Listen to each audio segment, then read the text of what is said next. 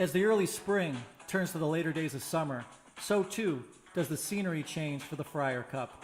On September 7th and 8th, the Cup returns to where it all started 6 years ago. On the majestic courses of Lasonia and Green Lakes, Wisconsin, these 12 friars will once again put friendships and marriage at risk, all for the glory of helping their team hoist the Cup on the 72nd hole on that second day. Will it be Team Black? The favorite this year, manned by John the Sheepdog Moses. A murderer's row lineup that the experts say can't lose this year.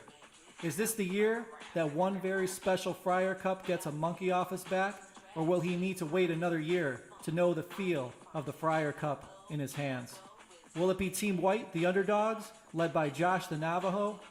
No one has given this team a chance to win. It seems no one believes in them, that is, except for them. In closed circles, you don't read about on WhatsApp. It appears this team is at an all-time confidence high as they make their final preparations for the Cup. This report would not be complete if we did not mention how hard these Friars have worked this season to get ready for the Cup. A lot of swings have happened since the last Friars Masters, where Sonny Manzo reigned supreme. These Friars have all dropped a child's college fund on practicing rounds and have completely exhausted their wife's patience this season with their trips to the range. What was once a hobby has turned into a job. What was once a game with friends for fun has turned into a war. What once interest in a sport has turned into an obsession. All these Friars have been working on their game this season, all in a different and interesting ways. And that is where we take you now, to catch up with one Friar and his training session leading up to the Cup.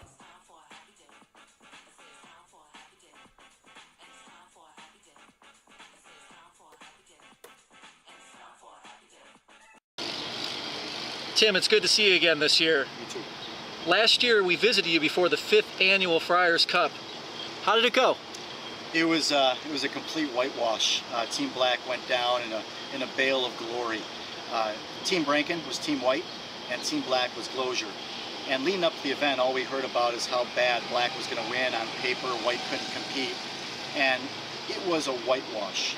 I mean, basically, the singles round is the last match, and it didn't even matter what happened in the singles round. That's how bad Team White was kicking Team Black's ass. So heading into this year, wouldn't you know, we're hearing the same kind of talk out of Team Black, that they are the foregone winners. They're just making that conclusion now. We don't even have to bother showing up. It's dead man walking. So we'll see how it goes. I like our chances. And if they're overconfident like they were last year, maybe the same thing will happen this year. So Tim, I heard Josh drafted you pretty early in the draft, above some other pretty talented golfers. Does that make you guys underdogs? You know, I'm not going to lie to you. When Josh the Navajo picked this little Indian above some really good golfers, I shit my pants a little bit, because I knew then what I know now to be true, and that's that the fate of the Team White's Cup is in my hands. I don't mean to sound all Eric Deferrin and say it's all about me, but if I play like an asshole out there, which I have a tendency to do at times, we're going to lose the Cup. There is just no one way, two things about that. If I play well and I put together 4 good rounds, we're going to take that Cup home. So there's a big X on my chest this year because Josh did pick me pretty early, but I'm going to rise to the challenge and get it done. So Tim, I gotta know, what's it like knowing there's a Masters champ on Team Black with his game at an all-time high?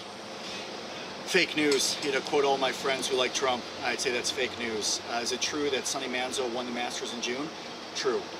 Is it true that he held his emotions in check and he was poised and he finished off strong? Check. True. Is it also true that the rest of the field completely pissed their pants for the back 9 of that second round? And they actually treated hole 17 like their personal driving hole range. What I mean is, it was a par 3 over water, and instead of putting it on the heart of the green like they should have if they wanted to stay in contention for the Cup, they decided to put as many balls as they possibly could into the pond. I think that, and the fact that Sonny is a decent golfer, is what led to him winning the Masters trophy and the jacket. Do I fear Sonny Manzo? No, not even on his best day. Do I respect him? No. No, I do not. Sorry. So Tim, tell us what you've done to prepare for the Cup this year. Corey, it's really a question of what haven't I done. I have a sports psychologist for the first time, Dr. Soul. I see him every other Monday. He's trying to get inside here and figure out what's going down. I have two swing coaches now, Brian Ballerini and Matt Grubich. They're trying to figure out and slow down my tempo and make me a better ball striker, they call it. I don't know what that means. I quit my job. July 6th, I walked into my boss because I knew I had 2 months left to prepare for the Cup, and I couldn't do work and my career and prepare for the Cup at the same time, so I just quit. So the past 2 months, I've been, going to the range 2 hours a day, putting for an hour a day, chipping for an hour a day, working really, really hard. I've been primarily focused on putting, and at what leads us out here today. I've been looking all over the Chicagoland area for replicas of the Lasonia course, especially the links course where singles will be held, and I think I found it. And you're going to see me prepare on this course today. Look at it, brother. You've never been there. You've never been to Green Lake, Wisconsin, but this is identical, the identical replica to the Lasonia links course. If I can master this, I can win the Cup. So as I mentioned, we're here at a putt-putt golf place in Oak Brook Terrace because I need to get better at golfing for Lasonia. And as I mentioned, this is an exact replica of the links course at Lasonia. It's no fun to golf alone. It's no fun to do lots of things alone. So I brought some guests with me today who are going to help me golf. And these people are much more on my skill level than you boys are. So you girls ready to golf or what? Yeah. Going down. It's going down. I'm going down? You're going down. We'll see how that goes. Corey, let's go play some golf.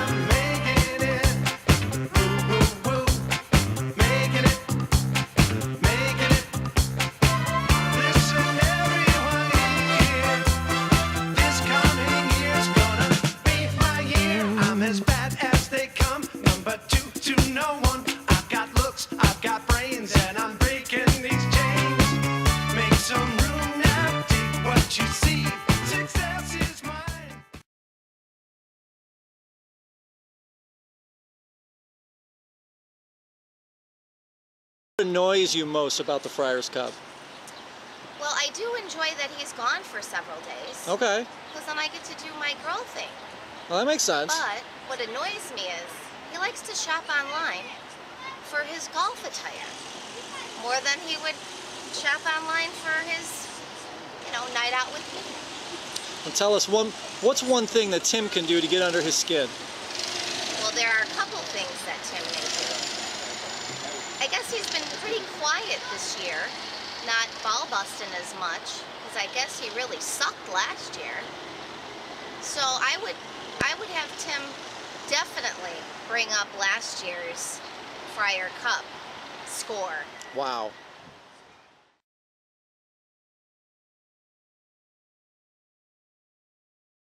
What annoys you most about the Friars Cup? See these? Yeah, what are those? Every year Brian has to get online and find something black and white, like a new piece to bring with and show off when he's at the tournament. One year it was these, this year wait till you guys see what he's going to be wearing this year. Woo! Well, those are some nice pants. That's it, great. You know what's next, Brian? Are you going to start wearing pink shirts?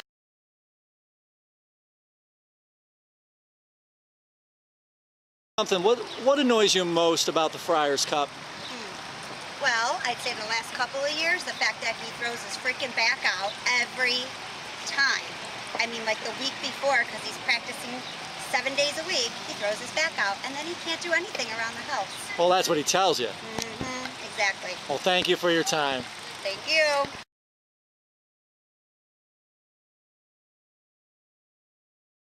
What does the Friars Cup mean to your husband? Oh, for Billy it means everything. He, like it does to all these guys. Since he, you know, he was an All-American football player, played in college, he's been looking for something to excel at. So this is his year. Billy's finally not, he's going to have that cup and no longer be cupless. What annoys you most about the Friars Cup? I don't know. That's a tough question because what doesn't annoy me most about the Friar Cup? Well, that's fair.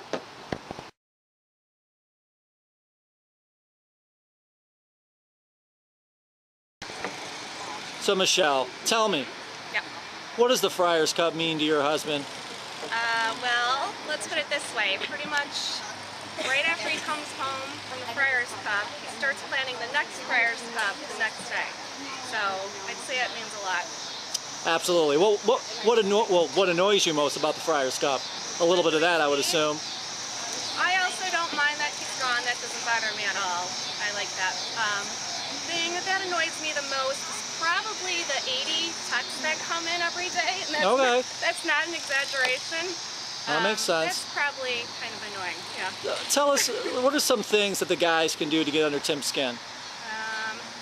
Okay, well, I think a big one would be if they had Billy shadowing Tim and having commentary the whole time. Let's just shut this down. Let's just shut this down. Thanks, Michelle, for your time. Appreciate it. Just an idea. Great job. Appreciate that.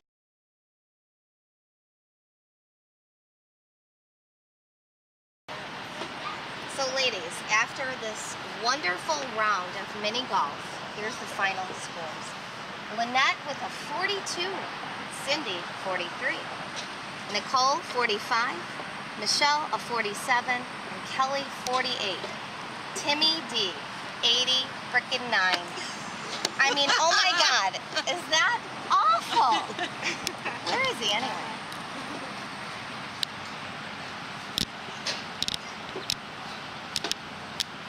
I guess Billy wasn't kidding when he said how bad he was at putting. Yeah, it's pretty bad. So that didn't work out at all. Not the way I planned. I mean, Corey, you know, you've seen me now for 2 years train for this, and I work and nothing seems to get better putting-wise.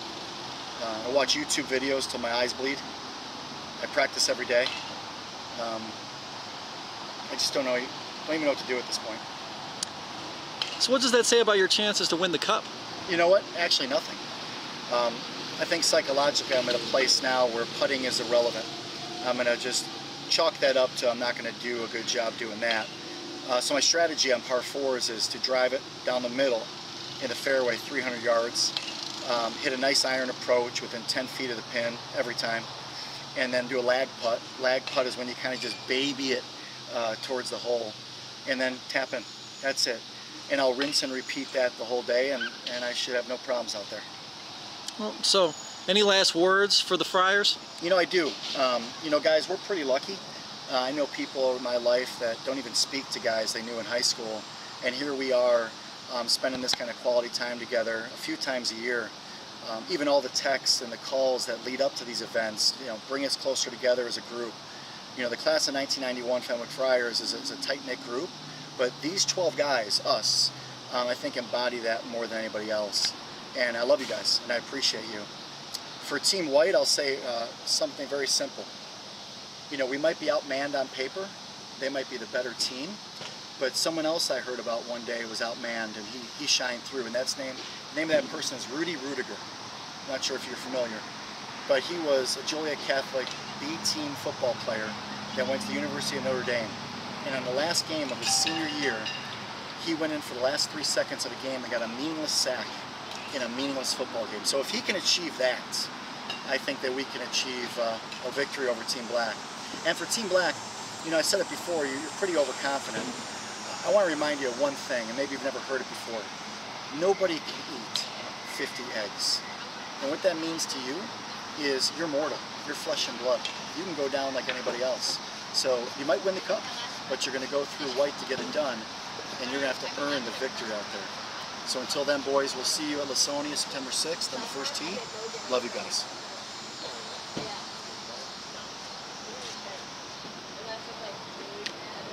I wanted to share a quote that Brian shared with me last night at dinner about how you guys deal with each other at the golf outing. We encourage trash talking, we we enjoy trash talking, and we accept trash talking. Have fun.